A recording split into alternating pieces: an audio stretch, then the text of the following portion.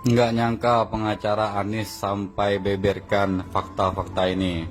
Yang juga penting untuk dikemukakan adalah pengabaian terhadap perintah putusan MK tersebut telah menyebabkan proses penunjukan pejabat kepala daerah berlangsung tidak demokratis dan sangat struktural, di mana pemerintah pusat menjadi pengendali segala tindak tanduk kepala daerah.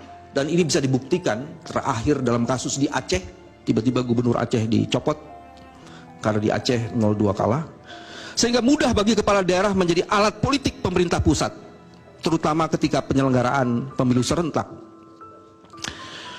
Ada peta yang kami kemukakan di halaman 25 majelis, saya melanjutkan di huruf E-nya. Sebagaimana diketahui, jumlah provinsi yang dipimpin oleh pejabat gubernur hingga November 2023 itu sebanyak 20 frekuensi, 20 provinsi dengan 57.000 desa di dalamnya yang memiliki ekivalen populasinya adalah, kalau dikaitkan dengan DPT, 140.657.540 pemilih.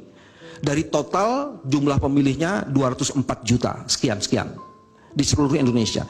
Jadi para penjabat yang diberikan jabatan secara melawan hukum melalui peraturan presiden itu sebanyak 68,68%. Berdasarkan data tersebut dapat dilihat bahwa terdapat potensi ratusan juta suara pemilih yang rawan dicurangi secara terstruktur melalui kebijakan maupun tindakan yang diduga dilakukan oleh pejabat kepala daerah.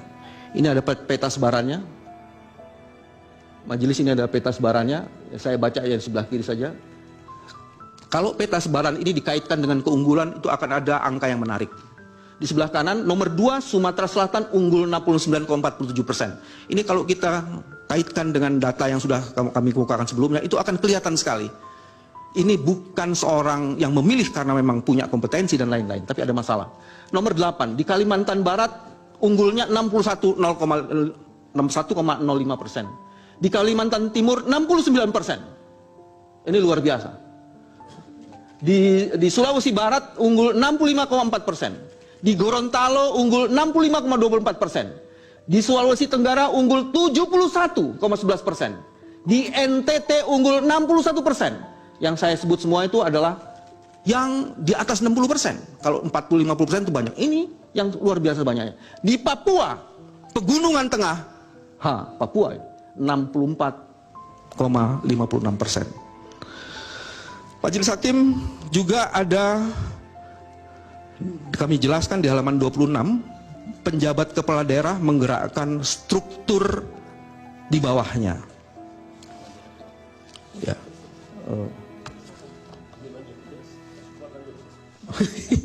Saya lanjutkan, mohon maaf.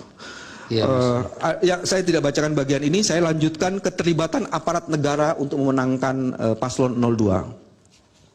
Majelis, ini ada hal yang menarik yang perlu dikemukakan. Awalnya Presiden menyalahgunakan fasilitas negara yang menyatakan bahwa dirinya mendapatkan informasi dari komunitas intelijen mengenai surveillance partai politik.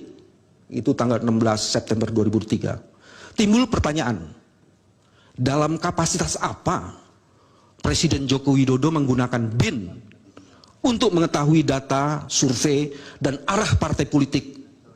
Apakah sebagai kepala pemerintahan, pelaku politik, atau yang terafiliasi dengan kepentingan calon?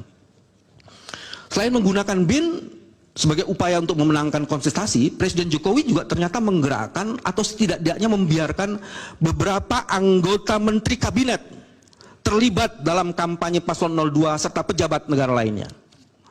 Saya akan sebut beberapa saja karena cukup banyak menteri yang terlibat di situ. Saya mau masuk di poin 3, Menteri Koordinator halaman 28. Airlangga Hartarto melakukan dugaan politisasi bansos kepada warga Mandalika. Menteri Luhut Binsar Panjaitan memberikan dukungannya kepada Prabowo paslon 02 di berbagai media dan platform media sosial. Menteri Investasi Bahlil Lahadalia yang mendampingi Gibran kampanye di Papua pada hari Jumat 26 Januari, Bahlil mendirikan, selain itu Bahlil juga mendirikan gerakan relawan untuk mendukung paslon 02. Menteri Erick Thohir tidak pernah melakukan cuti maupun mundur dari jabatannya selaku menteri walaupun terbukti melakukan serangkaian kampanye. Menteri Agama Yakut Khalil Qoumas yang menyatakan siap memberikan tambahan suara 4% untuk pasangan calon nomor urut 02 Prabowo Gibran dan memberikan pengarahan terhadap penyuluh agama di seluruh Indonesia. Menteri Pertanian Amran Sulaiman, dia diduga mengerahkan bimbingan teknis ke berbagai daerah untuk menggalang dukungan. Menteri Komunikasi yang juga Ketua Umum Projo Budi Aryastiadi menggalang dukungan 02. Menteri Perindustrian juga melakukan penggalangan. Wakil Menteri Agraria Yuli Antoni pada media sosial pribadinya mempolitisasi program pemerintah dengan membagikan sertifikat PTSL dan wakaf kepada masyarakat dengan memberikan dukungan selamat Prabowo Gibran. Begitupun dengan pejabat-pejabat lainnya. Saya lanjut ke halaman 29, itu ada pengarahan kepala desa majelis. Di situ detail sekali, saya akan baca salah satunya saja. Kepala desa memiliki nilai tawar yang sangat tinggi untuk memengaruhi pilihan masyarakat. Fakta-fakta baru akhirnya terungkap.